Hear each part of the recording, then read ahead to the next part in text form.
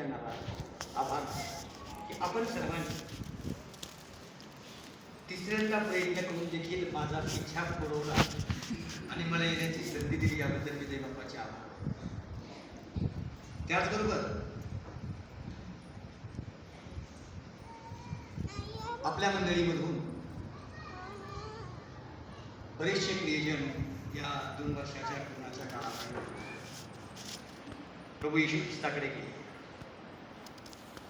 त्यामध्ये ज्या देवाच्या सेवकांचं कौतुक करावं ऐकावं तेवढं थोडं असे देवाचे अभिषिक्त सेवक तुमच्या मंडळीचे सर्वात जुने पालक साहेब, विभूते पालक साहेब, ते देखील प्रभूच्या चरणामध्ये विलीन. विभूते पालक साहेबांची आठवण यासाठी मला येते की 3 वर्षापूर्वी आणि त्याच्या अगोदर एकदा मी सन्माननीय देवाच्या सेवकाबरोबर बोलतो. फोनवरती आमच्या दोघांचं बोलणं झालं. आपल्याच मंडळीचे तरुण रेव्हरंड आदरणीय विजयकुमारजी महापुरे पालक साहेब, त्यांचेही मी आपल्यामध्ये ते हजर नाहीत, बाहेर आहेत वाईमध्ये, त्यांचेही मी आभार मानतो. कारण त्याने मला वाईमध्ये बोलावलं आणि वाईनंतर इकडे या बाजूला त्याने तुमच्या मंडळीकडे पाठवले.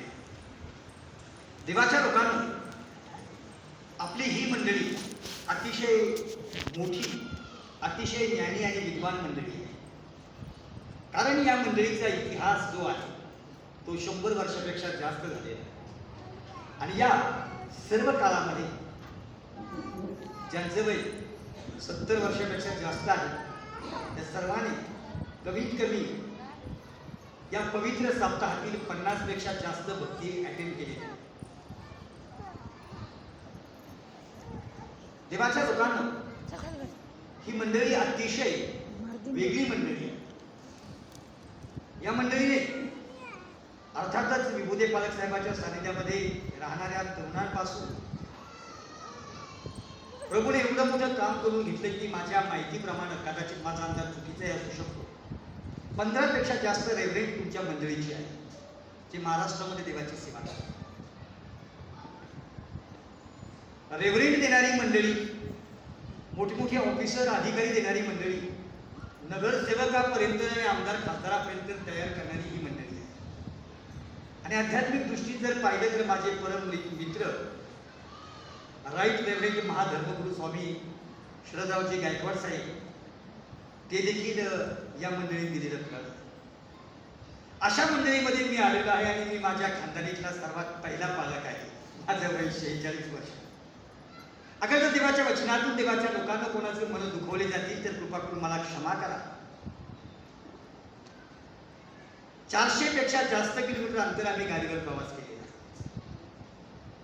गाडीवर प्रवास करण्यापाठीमागचा उद्देश हा आहे की येताना रस्त्यावरती कुठेतरी आम्ही जर चहा घ्यायला जरी थांबलो तरी चहा घेणाऱ्या व्यक्तीला सहज विचारतो मी बोलता बोलता, दादांनो मला कोडुलीला जायचंय, कोडुली कुठून कुठल्या मार्गे? मग ते अंतर सांगतात आणि सहज मला विचारतात की साहेब तुम्ही कोण आहात? तेव्हा मी त्यांना सांगतो की मी प्रभू येशू ख्रिस्ताचा दास आहे, ज्या प्रभू येशू ख्रिस्तानं जगावर प्रेम केलं आहे आणि तुम्हावरही प्रेम केलं आहे. ही सुवार्ता सांगण्याची संधी गाडीवर मिळते, म्हणून आम्ही गाडीवर महाराष्ट्रभर देवाची सेवा करतो. आज आपण देवाच्या पवित्र वचनाकडे पाहणार आहोत. देवाच्या लोकांना बऱ्याचशा विधी परंपरा किंवा तुमच्या मंडळीच्या सवयीच्या आहेत भक्ती चालवण्याच्या, त्या मला माहिती. तुम्ही सर्वजण मला ऍडजस्ट करा, कारण तुमच्या मंडळीचे पालक साहेब पुण्यामध्ये आहेत. देवाच्या पवित्र वचनाचा आपण ऐकणार. देवाच्या पवित्र वचनामध्ये दावीद राजा म्हणतो की हे माझ्या जीवा, तू आपल्या विश्रामस्थानी परत ये, कारण तेथे तुझवर बहुत उपकार झाले. हे माझ्या जीवा, तू आपल्या विश्रामस्थानी परत ये. आपली जी विश्रामाची जागा आहे त्या जागेवर तू पुन्हा ये, कारण तेथे तुझवर बहुत उपकार अगम्य उपकार देवाच्या लोकांना परमेश्वर देवापानं तुमच्यावर आणि माझ्यावर केलेले आहे की ज्या उपकाराची परतफेड आपण करू शकत नाही.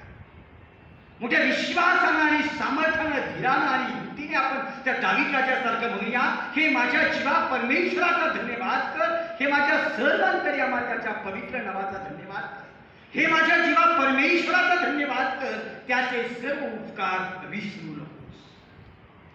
त्याची दया रोज सकाळी नवी होते आणि जाचलेल्या सर्वांकरता प्रभू नीतीची व न्यायत्वाची कृत्य कर. त्याने आपले मार्ग इस्रायलच्या वंशाला विधित केली. तो देव धन्यवाद, कृपाळू, दयामय आणि सदा सर्व काळ प्रीती करणारा प्रभू आहे.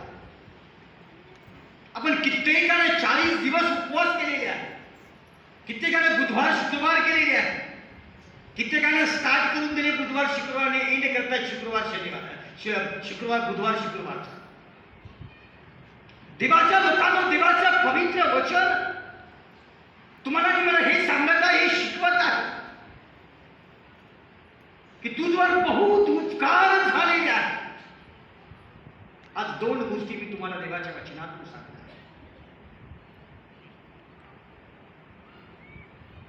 सर्वात पहिली गोष्ट, माझ्या जीवनात आपल्या विश्रामस्थानी परत come back to our state place. विश्रामाच्या जागेवर तू ये.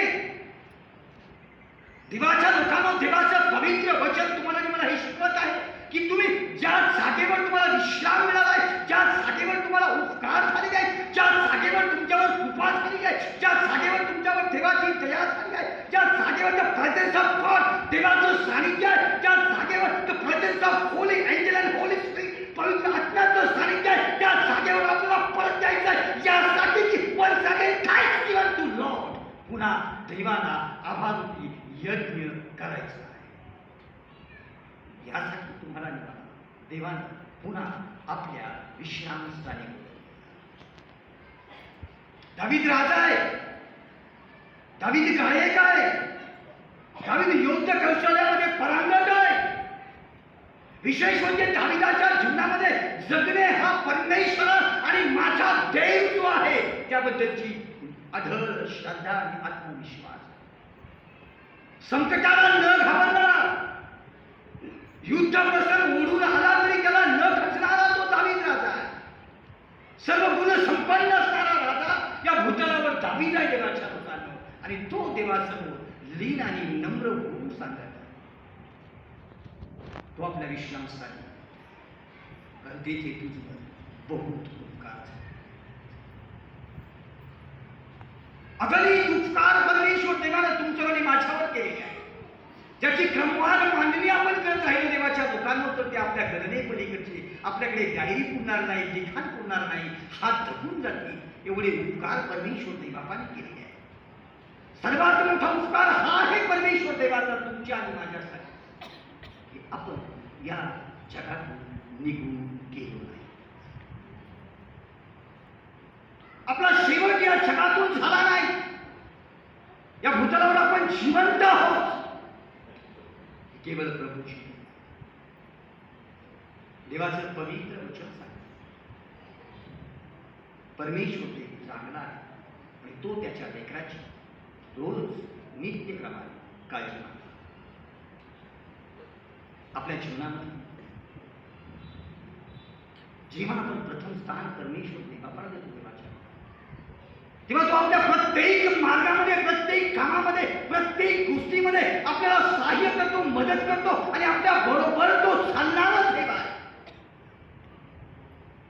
आजची रात्र देवाच्या लोकांना ही रात्र जगातील सर्व रात्रीपेक्षा वेगळी आहे. उत्पत्तीच्या पुस्तकामध्ये परमेश्वर देवापाने संपूर्ण विश्वाची निर्मिती केली. देव म्हणाला प्रकाश आणि प्रकाश. परमेश्वर देव बोलला प्रकाश हो आणि प्रकाश झाला. देवाचं पवित्र वचन सांगतो परमेश्वरा प्रकाशात अंधार वेगळा. आज देवाचं पवित्र वचन लक्षपूर्वक आपण ऐकणार आहोत. परमेश्वर देवानं म्हटले प्रकाश हो आणि प्रकाश झाला. देवाचं वचन सांगतं God divided darkness from the light. प्रकाशातून अंधार परमेश्वर देवाला वेगळा केला. देवाच्या लोकांनो, प्रिय मंडळींनो, आज आपल्या प्रत्येकाला विचार करणारी गोष्ट आहे की हू क्रिएटेड द डार्कनेस. अंधार तयार कोणी केला? परमेश्वर बोलला प्रकाश हो, प्रकाश झाला आणि प्रकाशातून परमेश्वरानं अंधार वेगळा केला. हा अंधार काय आहे देवाच्या लोकांनो? देवाचं पवित्र वचन सांगतं त्याने प्रकाशाला दिवस म्हटलं आणि अंधाराला रात्र म्हटलं. जी रात्र आज प्रभूने तुमच्या आणि माझ्या जीवनामध्ये दिली. आपण आपल्या जीवनाची सुरुवात करताना प्रत्येक मनुष्याला वाटतं की आपण देवाचं वचन वाचावं. आणि देवाचं वचन वाचत असताना देवाच्या लोकांना सर्वात पहिली गोष्ट आपण 2 पुस्तक वाचत नाही. माहिती आहे कुठली 2 पुस्तकं वाचत नाहीत आपण? सांगता येईल? पवित्र शास्त्र आपण हातात घेतल्याच्या नंतर आपण 2 पुस्तक वाचत नाही. या 2 पुस्तकाबद्दल आपण सर्वजण काहीतरी वेगळा विचार करून बसतो. सर्वात पहिली गोष्ट आपण पवित्र शास्त्र उघडल्याच्या नंतर उत्पत्तीचं पुस्तक आपण वाचायला सुरुवात करत नाही, कारण उत्पत्तीचा पहिला अध्याय आपल्याला माहिती आहे. In the beginning Lord God created the haven and अर्थ. देवाने आकाश आणि पृथ्वी निर्माण केली. पृथ्वी आकारविरहित शून्य होती. देवाचा आत्मा जमिनीच्या पृष्ठभागावर तरळत होता. आपल्याला माहिती आहे आपण ते पुस्तक वाचायला सुरुवात करताना उत्पत्तीचा पहिला अध्याय पहिल्या वचनापासून वाचायला सुरुवात करत नाही. आपण ते सांगतो की हे आम्हाला संडे स्कूल पासून माहिती आहे, वाचण्याची गरज नाही.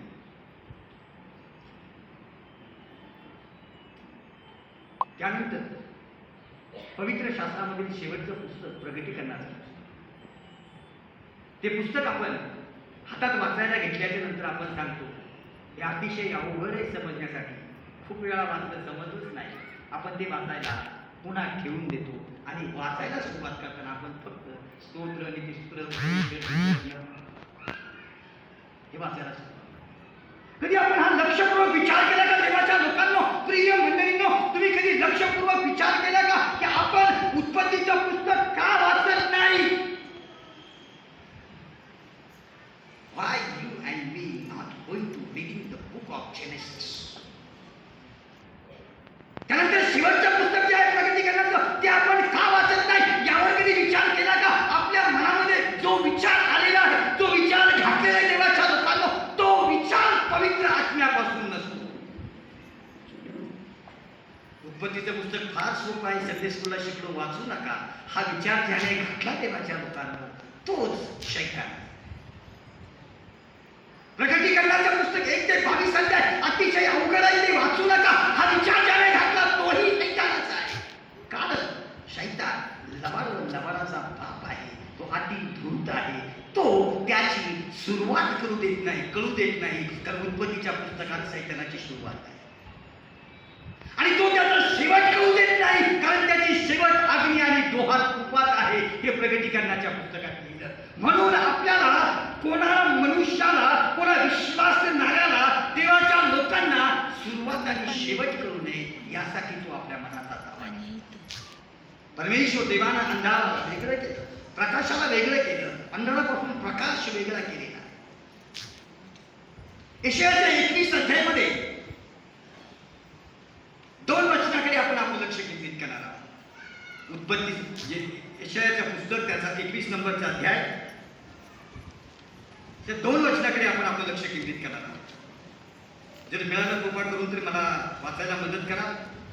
यशायाचं पुस्तक त्याचा 21 नंबरचा अध्याय 11 आणि 12 नंबरचे 2 वचनाकडे आपण आपलं लक्ष केंद्रित. जुन्या मजबूत करण्यासाठी एकच मिनिट थोडं मला आवाज येऊ द्या. जुन्या तळ्याच्या पाण्यासाठी तुम्ही 2 भिंतीच्या मध्ये हौद केला, पण ज्याने हे सर्व केले त्याचकडे तुम्ही यशायाचं पुस्तक 21 नंबरचा अध्याय 11 आणि 12 नंबर. तुम्हाविषयीची देवाणी सेईरातून मला शब्द ऐकू येतो की जागल्या रात्र किती राहिली, जागल्या रात्र किती राहिली, जागल्या म्हणाला पहाट होत आहे, रात्रही होणार आहे. तुम्हाला काही विचारायचे असेल तर विचारा, परत या. बघा सेक्रेटरी साहेब, तुम्हाला मिळालं, वाचा बरं. हो तेच वचन. तुम्हाविषयीची देववाणी लक्षपूर्वक ऐका.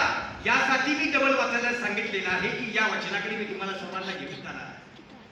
तुम्हाविषयीची देववाणी शहराहून मला शब्द ऐकू येतो की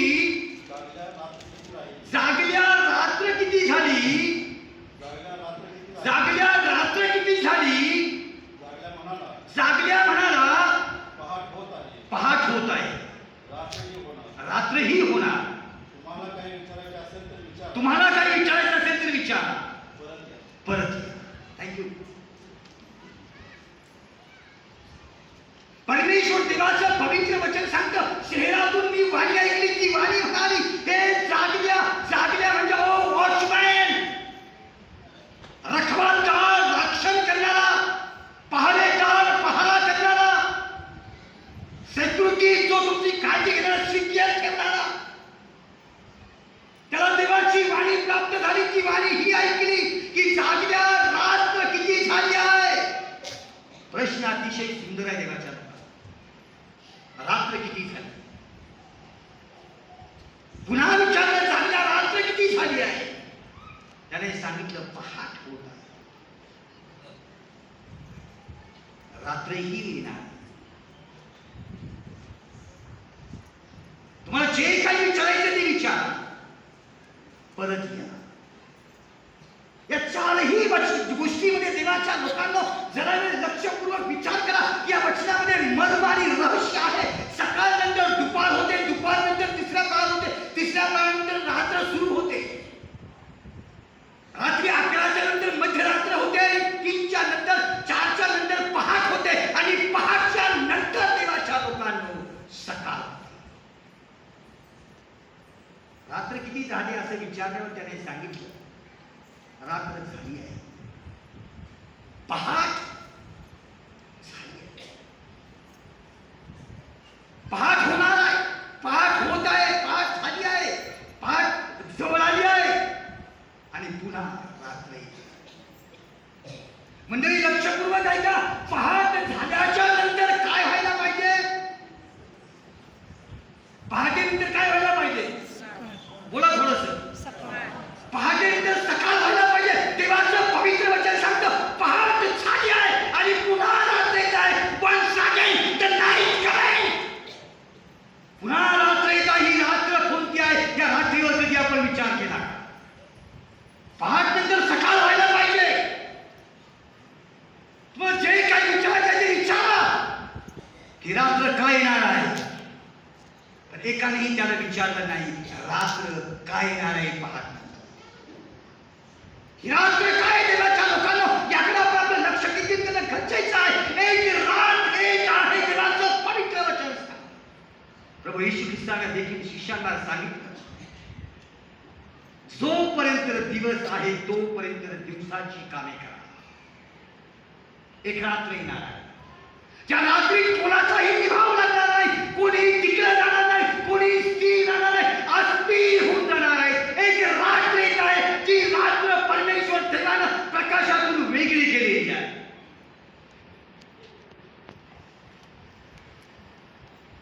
एक रात्र येणार, त्या रात्रीत कोणाचा निभाव लागणार नाही. देवाचं पवित्र वचन सांगतं रात्र देवाच्या लोकांना मनुष्याला आरामासाठी दिलेली आहे. 10 कुमारिकेचा दृष्टांत तुम्हाला माहिती आहे. 5 शहाण्या आणि 5 मूर्ख होत्या. त्या वडाला भेटायला गेल्या. वडाला भेटायला गेल्याच्या नंतर 10 जणी आपल्याबरोबर दिवे घेऊन गेल्या, पेटवून गेल्या, दिव्यात तेल घेऊन गेल्या. ज्या 5 शहाण्या होत्या त्याने आपल्या बरोबर तेल घेतलं आणि देवाचं पवित्र वचन सांगतं वराला येण्यासाठी विलंब लागला तेव्हा त्यांना डुकल्या लागल्या, झोप लागली आणि त्या 10च्या 10 जणी झोपल्या. 5 शहाण्या झोपल्या नाही असा काही प्रकार नाही. शहाण्याही झोपल्या आणि ज्यांना मूर्ख म्हटले त्याही झोपल्या. 10 जणी वराला भेटण्यासाठी निघाले. तेव्हा त्यांच्यामध्ये विभाग केले. 5 जणीला शहाण्या म्हटलं आणि 5 जणीला मूर्ख म्हटलं. ज्याच्या दिव्यात तेल आहे देवाच्या लोकांना, ज्या अशा 10 जणी आहेत ज्यांचे दिवे पेटलेले आहेत, त्या 10 जणी आहेत. पुष्कळ वेळेला आपण सर्वजण प्रभूला भेटण्यासाठी निघतो, तयारी करतो, देवाच्या घराकडे जातो देवाच्या लोकांना. पण मात्र आपण आपल्याबरोबर कधीच खात्री करत नाही की आपल्याबरोबर तेल आहे का. तेल म्हणजे अभिषेक, अनायंती.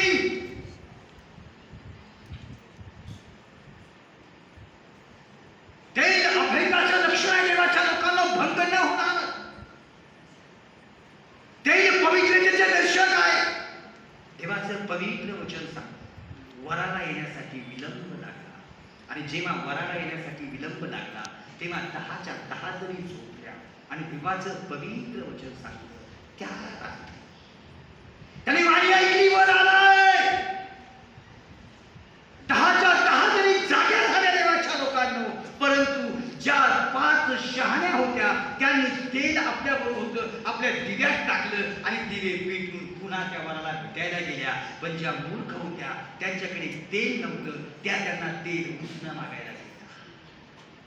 एक रात्र येणार देवाच्या लोकांना, त्या रात्रीमध्ये आपल्या दिव्यामध्ये तेल असणं गरजेचं आहे. कारण जगाचा प्रकाश असणारा ख्रिस्त प्रभू येशू ख्रिस्त हा तुम्हाला आणि मला रात्री भेटण्यासाठी येणार. त्यासाठी आपल्या दिव्यात तेल असणं गरजेचं आहे. त्याने उसणं मागितलं, उसणं द्या आम्हाला. त्याने सांगितलं तुम्हाला उसणं देण्यासाठी आमच्याकडे भरपूर नाही. आम्हाला आमच्यासाठी गरजेचं तेवढं तेल आमच्याजवळ आहे. मोबाईल ऑफ करा बसून असतो वाचतोय. आमच्या जवळ जे तेल आहे ते आमच्यासाठी आहे. आम्हाला वराला भेटायचं आहे, आमच्या प्रभूला भेटायचं आहे. तुम्हाला जर तेल पाहिजे आहे तर तुम्ही दुकानात जा, गावात जा, विकत घ्या आणि मग तुम्ही वरासाठी परत या. देवाच्या लोकांना त्यांनी तेल शोधण्याचा प्रयत्न केला. देवाचं पवित्र वचन सांगतं त्या ते विकत घेवायास गेला. विकत घेवायास गेला. त्यांची इच्छा आहे आम्ही ते विकत घेणार. ते विकत घेणार त्याचा अर्थ असा की त्यांच्यावर पैसा आहे. ते विकत घेण्याचा अर्थ असा की त्यांच्या कंबर कशाला पैसा ठेवलेला आहे. त्या नगरात गेल्या तोपर्यंत ते विकणारे दुकान बंद झाले होते. त्या नगरात गेल्या तोपर्यंत सर्वांची दारं बंद झाली होती आणि वर तर आलेला आहे मला माझ्या वराला भेटायचं आहे. देवाच्या लोकांना बऱ्याच वेळेला आपल्या जीवनामध्ये असे प्रसंग घडू नयेत यासाठी सदैव जागृत राहणं गरजेचं आहे. त्याने सांगितलं पहाट झाली आणि रात्र होणार. ही रात्र काय देवाच्या लोकांना जी काळोखमय असणार आहे. ही रात्र काय आहे की जी रात्र येणार आहे.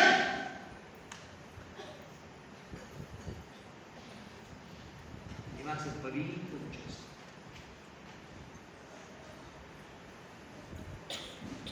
मग प्रभू येशू ख्रिस्त शिष्यांना म्हणा समोरच्या गावात वनांच्या सणाची तयारी आम्ही कुठे करावी, कोणाकडे आम्ही जावं, तुमची इच्छा कशी आहे. हे खमीर भाकर आणि वनांच्या सण 2 सण आहे. ज्यात खमीर नाही, खमीर विरहित भाकर खा देवाचं पवित्र वचन. मीठ जसं आज आपण म्हणतो खमीर विरहित भाकरी खा. त्यानंतर प्रभू येशू ख्रिस्ताने मोशेने सांगितलं वलांडण सणे इस्रायल लोकांस प्रत्येक व्यक्ती सांग. प्रत्येकाला देवाच्या लोकांना आपल्या प्रत्येकाला आपला जन्मदिवस ठाऊक, प्रत्येकाला आपल्या जन्मतारखा ठाऊक आहे. प्रत्येक व्यक्तीला आपण या जगात कधी आलो हे ठाऊक आहे. म्हणून तर आपण वाढदिवस आनंदाने साजरा करतो. आपला जन्मदिवस आपल्याला ठाऊक आहे. आपला शेवट या जगातून कधी होईल ती तारीख, वेळ आणि घटका ठाऊक आहे. आपली सुरुवात माहिती आहे, आपला शेवट कधी होईल कोणा मनुष्याला ठाऊक. मोशे देवाचं पवित्र वचन सांगतं, मोशे इब्री कुळात जन्मलेला एक इब्रियाचं बाळ आहे. लोकांची संख्या वाढत आहे तेव्हा फारो राजाने फरमान काढलं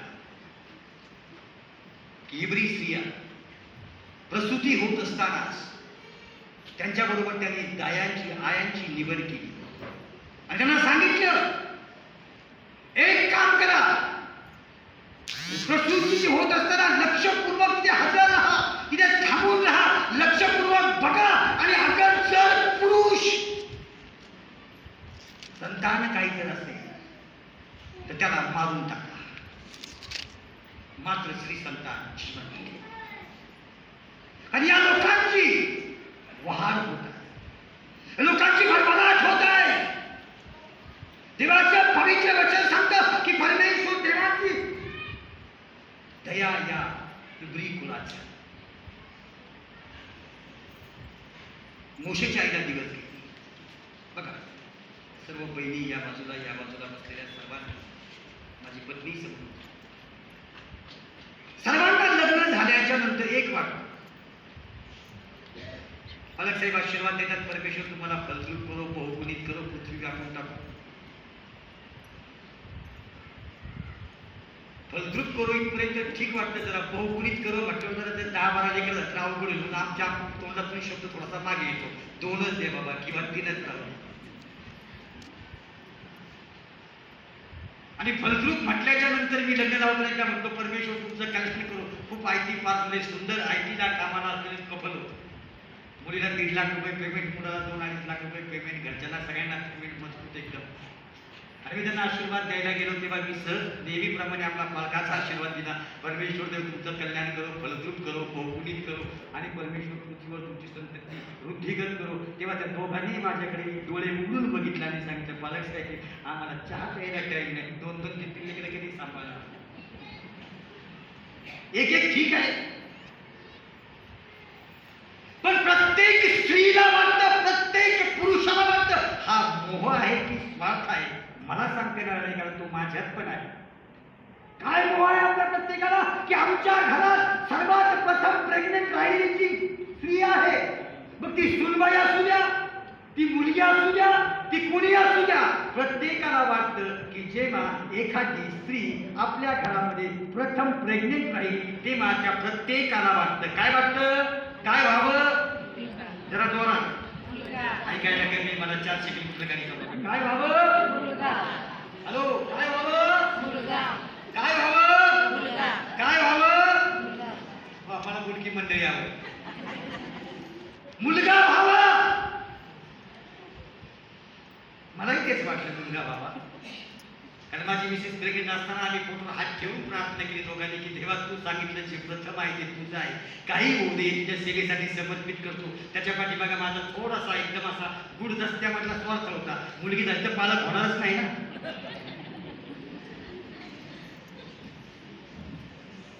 दुसरी गोष्ट, एकदा असंच विधी उपदेश करता करता मी सांगितलं मिसेस प्रेग्नेंट असताना की दैवपाने मला मुलगा दिला, त्याचं नाव जोशवा ठेवायचं. माझा मुलगा 3 महिन्याचा पोटात असताना तुम्ही त्याचं नाव ठेवलं जोशवा. देवपाने प्रार्थना केली, खरोखर जोशवा झाला.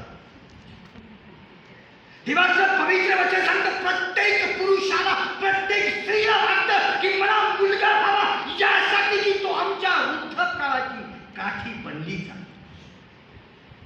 आता लक्षपूर्वक ऐका देवाच्या लोकांना, यासाठी मी तुम्हाला बोलायला लावलेलं आहे की प्रत्येकाला वाटतं आम्हाला फर्स्ट अपत्य जे आहे ते मुलगा व्हावं. परंतु मिसरच्या कुठल्या स्त्रीला वाटत नव्हतं की मला प्रथम जे आपत्ती होईल ते मुलगा असतो. त्यांना वाटत नव्हतं, कारण का की राजाचं फरमान आहे, जर मुलगा जन्मला तर जन्मता क्षणी त्याला मारून टाकावं. हो,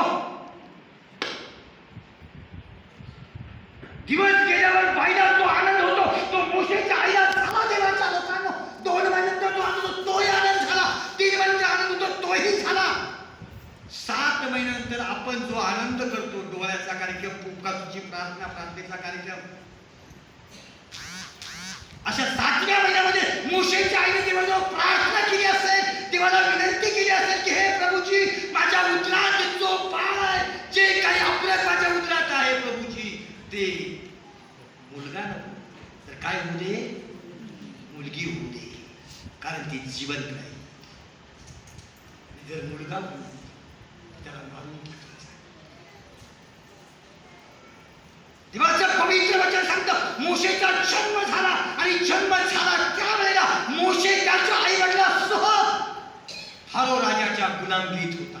मोशे जन्मला तेव्हा तो गुलाम म्हणून जन्मला. मोशे आईच्या पोटात असताना गुलाम म्हणून जन्मला. पण जेव्हा 3 महिन्याच्या पुढे त्याला सांभाळता येणार, त्याला ठेवता येणार, जेव्हा फरात नदीच्या काठावर देवाच्या लोकांनी फारोच्या कन्येला सापडला, जेव्हा फारोच्या कन्येच्या हातात तो गेला, तेव्हा फारोच्या कन्येने सांगितलं, या बाळाचा सांभाळ मी करीन. हे कोणा इब्रियाचं बाळ आहे. At that time, त्याच वेळेला देवाच्या लोकांना जो गुलाम होता तो जेव्हा फारोच्या कन्येच्या हातात गेला, तेव्हा तो स्वतंत्र झाला, आजाद झाला. पण जे बाळ आहे ते राजकन्येचा पुत्र आहे. गुलाम म्हणून जन्मास आलेला मोशे देवाच्या लोकांना 3 महिन्यानंतर तो एक प्रिन्स, एक राजपुत्राप्रमाणे जीवन जगायला सुरुवात झाली. धन्य ते माता पिता आणि धन्य तो पुत्र. मोशे देवाच्या लोकांना मिरियम तक लावून बघत होती, माझ्या भावाचं काय. पुष्कळ बहिणी आहे ज्यांचं लक्ष भावाकडे खूप असतं. भावाकडे कितीही पगार असू द्या, कितीही गरीब असू द्या, बहीण कितीही गरीब असू द्या, पैशावाले असू द्या, तरी ती आपल्या भावाकडे लक्ष लावून असते. लक्ष लावून पाहत आहे माझ्या भावाचं काय होणार आहे. फारोच्या कन्येच्या हातामध्ये जेव्हा मोशे गेला, देवाच्या लोकांना रडणारा आवाज त्याने पाहिला. मंत्रमुग्ध करणारी शांतता असलेल्या ठिकाणी याचा रडण्याचा कर्कश आवाज देवाच्या लोकांना फारोच्या कन्येचं हृदय लागणारा झाला. तिने जवळ घेतलं. जवळ घेता क्षणीच मेरियम तिच्या जवळ गेली आणि तिला सांगितलं, मॅडम, राजकुमारी, तुमच्यासाठी मी एक काम करतो. बघा, असा मेरियम असल्या पाहिजे. माझ्या भावासाठी नाही म्हटली, तुमच्यासाठी मी एक काम करू का. तेव्हा काय काम आहे. कोण एखादी हिब्री बाई शोधून आणू का जी या बाळाला दूध पाहिजे. ते म्हणाले, जा. मेरियम परत निघाली. लहान लेकरं धावत पळत सुटतात. परत निघाली. आपल्या आईच्या जवळ गेल्याने सांगितलं, आई आई आई आई, काय ग बाई, काय झालं. आईला धडकी बसली. मोशेचं काय झालं का. ते सांगितलं, नाही, तुला फारोच्या कन्येने बोलवलंय, चल. आजपासून तुला काम लागलं आहे. आजपासून तुला काम लागलंय. फारोच्या कन्येच्या समोर जाऊन मोशेची आई उभा राहिली. तेव्हा फारोची कन्या त्या मोशेच्या आईलाच हात जोडून म्हणाली, बाई, एक काम कर. माझ्यासाठी या बाळाला दूध पाजायचं काम करा. मी तुला या दुधाचे पैसे देईन. धन्य तो पुत्र जो आईला दूध पाजणारा पगार देतो देवाच्या लोकांना. दूध पाजणारा पगार देतो. गुलाम होता पोटात असताना 3 महिन्यापर्यंत गुलाम होता. पण 3 महिन्याच्या नंतर देवाच्या लोकांना फारोच्या कन्येचा पुत्र झाला. त्याच वेळेला फारोच्या कन्येला त्याने स्वतःच्या आईच्या समोर झुकायला लावलं. राजकन्या एका दासीच्या समोर झुकत आहे फक्त यासाठी यामुळे झुकत आहे की जेव्हा मोशी तिच्या हातात गेला त्या टायमाला मोशी चेंज हर माइंड, विनंती केली बससाठी पुन्हा बाहेर काढायची वेळ आली. फारोच्या कंधात राहिला, दरबारात राहिला, सर्व झालं. एका माणसाचा खून केला, पळून गेला, जंगलात गेला देवाच्या लोकांनो. तेव्हा त्याच्याजवळ शेणा मेंढर पाण्याच्या जवळ तो गेला. पुन्हा तिथून तुम्हाला सगळं इतिहास माहित आहे. एक झाडू जळत आहे, त्याला आग लागलेली आहे, शोधावायच गेला तेव्हा बघतोय आग लागली आहे पण मात्र झाड जळत नाही. परमेश्वर देवानं अग्नीतून वाणी दिली आणि सांगितलं, मी तुला मिसरच्या लोकांना फारोच्या गुलामीतून बाहेर काढण्यासाठी पाठवलं आहे. देवाच्या लोकांना फारोकडे गेला, 6 महिन्यापर्यंत फारोवर वादविवाद केला आणि परमेश्वर देवानं पुन्हा त्याला बाहेर काढण्याचा काळ आणला. त्यावेळेला परमेश्वर देवानं मोशेला सांगितलं, जा इस्रायल लोकांना सांग, मिसरच्या लोकांना सांग, माझ्या लोकांना सांग की प्रत्येकाने आपल्या घरातील सदस्य एवढं प्रत्येकाने एक एक मेंढा किंवा एक एक कुकरू घ्यावं आणि ते परमेश्वराप्रित्यर्थ अर्पण करावं. हा सण आहे. त्याचं रक्त घ्यावं, निघा जे आहे ते, आणि ते रक्त आपल्या दाराच्या कपाळपट्टीला, चौकटीला, पायाला लावावं. कारण आज रात्री परमेश्वर देव फिरणार आहे. ज्याच्या हातात मृत्यू आहे देवाच्या लोकांना, कोणालाही आपला मृत्यूचा टायमिंग माहिती नाही, पण या सर्वांना देवाने गर्जना करून सांगितलं आहे, आजच्या रात्री परमेश्वर फिरत आहे. जो प्रथम छापलेले जे आहे त्याला मारून टाकणार. त्यासाठी सावध व्हा आणि आपल्या कपाळपट्टीला कोकऱ्याचं रक्त लावा. एक रात्र येत आहे, उद्याची रात्र येणार आहे, हे काल सांगितलं. आजची रात्र आहे, याची रात्र आहे देवाच्या लोकांना, ही रात्र आहे प्रथम जन्मलेलं मारून टाकणार. ज्याच्या कपाळपट्टीला रक्त लागलेला आहे तो परमेश्वर ते घर ओलांडून पुढे जाईल. पास ओव्हर टू डोर, घर ओलांडून पुढे जाईल. तो येशू ख्रिस्ताला धरून देण्याचा काळ अतिशय येशू ख्रिस्ताचे शिष्य त्याला म्हणाले, गुरुजी आपल्याला वलांडण सण करायचं, तुमची इच्छा काय आहे, पण कोणाकडे जा. येशूने सांगितलं, जा. जाताना तुम्हाला पाण्याची घागर घेऊन चाललेले एक गुरु दिसले. त्याच्या पाठीमागे जाणे त्या मालकाला सांगा, प्रभूला वनाननाचं भोजन करायचं, तुमच्या घरी उतरवायचं.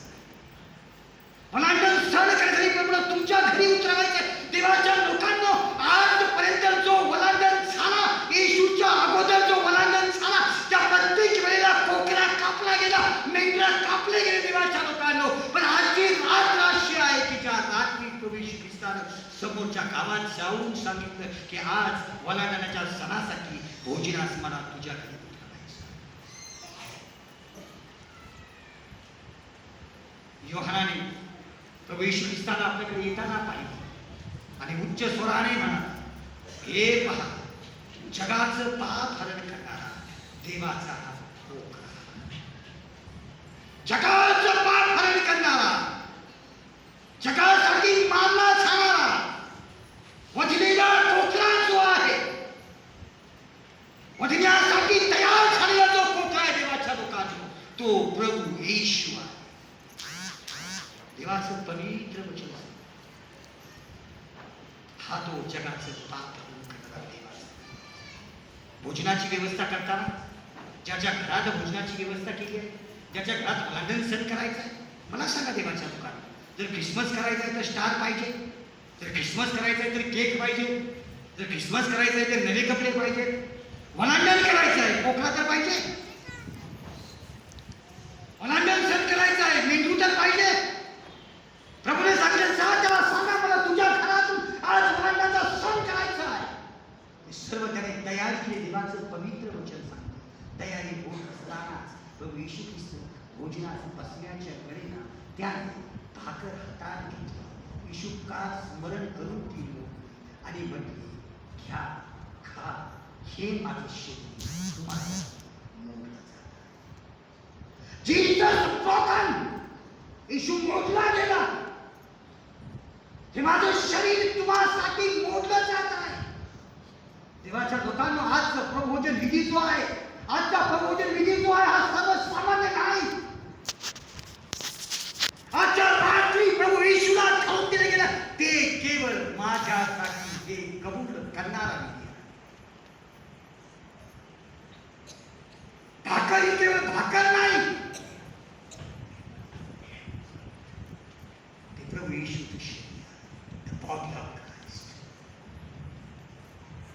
आज पश्चाताप अंतःकरणापूर्वक देवाच्या लोकांना आपण देवाच्या पवित्र मेजेकडे येण्याच्या अगोदर आपली तयारी करणार. प्रभूजी, तुझं शरीर मला घ्यायचं आहे. प्रभूजी, तुझं रक्त मला घ्यायचं आहे. मला सगळ्या देवाच्या लोकांना 5 मिनिटात आपण विधीकडे जाणार. एखाद्या माणसाला जर रक्ताची गरज असेल तर 2 व्यक्ती रक्त देऊ शकतात. एक आहे ओ पॉझिटिव्ह, दुसरा आहे ओ निगेटिव्ह. कोणालाही रक्त देऊ शकतात. पण मात्र ओ निगेटिव्ह वाल्याला त्याच रक्त चालतं, दुसऱ्याचं रक्त चालत रक्त देण्याची. जेव्हा एखाद्याला विक्रीस आहे, अशक्त आहे, ब्लड नाही, जेव्हा त्याला दुसऱ्या व्यक्तीचं ब्लड त्याच्या शरीरात चढवलं जातं, त्याला दिलं जातं देवाच्या लोकांना, त्यावेळेला त्या व्यक्तीच्या शरीरामध्ये 2 प्रकारचे ब्लड इक्वल झालेले असतात. एक दुसऱ्या व्यक्तीचं आणि एक स्वतः.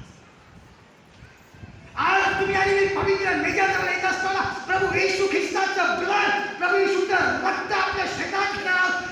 प्रभू येशूचं शरीर आपल्या शरीरात परिधान करा. देवाचं पवित्र वचन सांगतं, जितक्याने त्याला परिधान केले तितक्याच त्याने त्याचे वारस. म्हणून येशू म्हणाला, तुम्ही माझे लोक आहात, तुम्ही माझी पवित्र प्रजा, तुम्ही माझे याचक आहात, तुम्ही माझे निवडलेले लोक आहात. देवाच्या लोकांना मुलांची तयारी त्या दिवशी पवित्र शुभवर्तमानामध्ये आपण ऐकलेलं आहे. संत पौलाने दिलेल्या पत्रामध्ये करिंथकरांच्या 11 अध्याय 21 वचनापासून आपण ऐकत आहोत. ज्या रात्री प्रभू येशू ख्रिस्ताला धरून दिले गेलं, त्या रात्री त्याने भाकर घेतली. बघा, ज्या रात्री प्रभू येशूला धरून दिलं गेलं, त्या रात्री त्याने भाकर हातात घेतली. आपण यशाया 21 अध्याय वाचला. जागल्या रात्र किती लागली आहे, तो म्हणाला पहाट झाली आहे आणि रात्र होणार आहे. ही रात्र ती रात्र आहे देवाच्या लोकांना, ज्या रात्री तो येशू ख्रिस्ताचं शरीर मोडलं जातं. पुन्हा एक रात्र आहे, पुन्हा एक रात्र देवाच्या लोकांना, जी गुरुफाडीच्या दिवशी आहे. देवाचं पवित्र वचन सांगतं, वधस्तंभावर खिळलेला ख्रिस्त असताना देवाचं पवित्र वचन सांगतं, संपूर्ण भूतलावर अंधार पडला, म्हणजे पुन्हा ती रात्र आहे. आणि आता पुन्हा प्रभू सांगत आहे, प्रभू येशू ख्रिस्त हा कोणासारखा येईल म्हटलंय? कोणासारखा येईल? बोला थोडंसं, कोणासारखा येईल? चोर दिवसा येईल नाही. आमच्याकडे तर नगर भागात रात्रीच येतात, तुमच्याकडे सांगते नाही. मला सातारा कोल्हापूर सांग. आल्याच्या नंतर चोर, आल्याच्या नंतर चोर काय काय घेऊन जातो? सोनं, चांदी, पैसा, धनसंपत्ती. मागच्या संडेला हे उदाहरण सांगितलं मी चर्चमध्ये सांगताना. एक बाई एका लग्नाला गेली, भरपूर गळा भरून दागिने घालून, आणि लग्नात गेल्याच्या नंतर सगळ्यांची नजर आपल्याकडे असते. आपले कपडे कसे, दागिने काय आहेत, महिलांची साड्या कशा आहेत, पुरुषांचे कपडे कसे आहेत, सफाऱ्या आहेत का, हे आहेत का, कोट आहेत का, हे सगळ्यांचे लक्ष असतं. त्याच्यामध्ये आणखी विचार करतात लोक, अरे ते फलक साहेबाच्या अंगावर सूट आहे, तर मग तो सूट दिग्जामचा आहे, रेमंडचा आहे, सेरामचा आहे, विमलचा आहे, कुठल्या कंपनीचा? पुन्हा साड्याकडे लक्ष असतं, कोल्हापुरी आहे, सुरतची आहे, कुठल्या मिरची आहे, तासवा आहे, सगळे काय. त्या बाईकडे एका व्यक्तीची नजर खेळून पाहिजे. अरे बापरे, त्या बाईच्या गळ्यात खूप दागिने आहेत. त्याने पूर्ण कार्यक्रम होईपर्यंत लक्षपूर्वक त्या बाईवर नजर ठेवली. जाताना, येताना, त्या बाईकडे बघत राहिला घरापर्यंत जाताना तिच्या पाठीमागे गेला, घराचा नंबर बघितला, घरात शिरल्यानं बघितलं, दार बंद केलेलं बघितलं आणि रात्रीची वाट पाहिली आणि त्या रात्री तो त्या बाईच्या घरी दरोडा टाकायला गेला. कारण त्याने बघितलं खूप दागिन्यामध्ये पाहिजे. रात्री गेल्याच्या नंतर त्या बाईला पूर्ण सोनं काढून घेतलं. सहजासहजी द्यायला त्याने 2-3 धक्के मारले आणि सोनं काढून घेतलं. काढून घेतल्याच्या नंतर सोनं दिलं. ती बाई रडायचं, थोडंसं रडली, जेवढा मार खाल्ला तेवढ्या पुरतं आपण जास्त काही रडली. हा बाहेर गेला एसटी स्टँडच्या जवळच्या बाजूला, स्ट्रीट लाईट खाली बसला आणि लाईट खाली बसल्याच्या नंतर त्याने त्या दागिन्याकडे चांगलं पाहिलं आणि पुन्हा पाठीमागे आला.